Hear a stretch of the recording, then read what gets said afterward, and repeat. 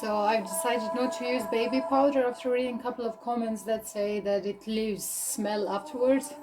I'm gonna be using baking soda, and I'm gonna try it out with some gesso and school glue and add some water if it's too thick. Let's try it out.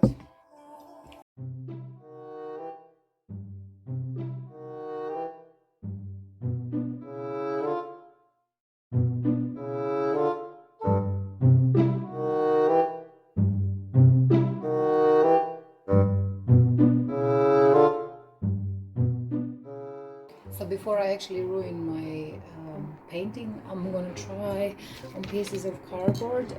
There's two options. I was thinking to do it with sponge. The other option is a palette knife, which I usually use when I'm doing any kind of abstract art. Try this texture. If it's not good, then we're gonna add some more stuff to it. So see, doesn't look too bad. This is how it would look like with a sponge. So I took the smallest palette knife I have. I have 5 or 6 of them, and this one is the smallest, sharp edge.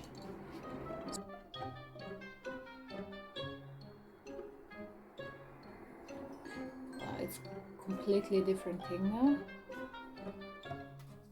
So right, look at this one. That's palette knife, while this one has smaller dots. Right, so let's try it out.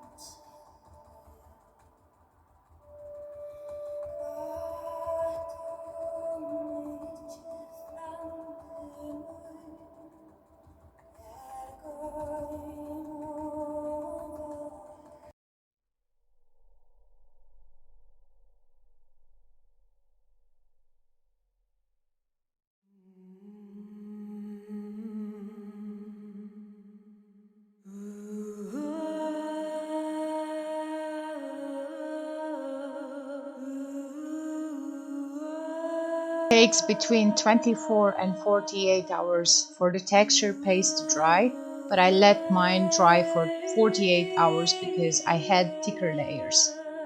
You're gonna need sandpaper that I use here to make the smoother texture without falling parts. Once you've done that, you should apply a coat of acrylic paint or any paint you're working with to seal the canvas and the texture that you applied. After your paint is dry, you can start the whole process of painting. This project, I decided to use the sponge because of the lightness it has. It was easier for me to apply the color with the sponge, and the reason why I use the sponge is because it doesn't fill in the holes that I wanted not to be too exposed. Once you're working with the brush on a surface like this, there's big possibilities you will get huge amount of color on the places you don't want to. So I recommend highly to use the sponge for certain parts, and then the outlines to use your brushes and whatever materials you have. In the description down below, I will write down which colors I used. Through my whole process, I've been using acrylic mediums, gloss mediums, and at the end I used gloss varnish as well. You can see that each day I was applying something new and trying to get the best contrast I can. The original photo was in black and white, but I wanted to put in some color. Take your time with the layers and wait for them to completely dry.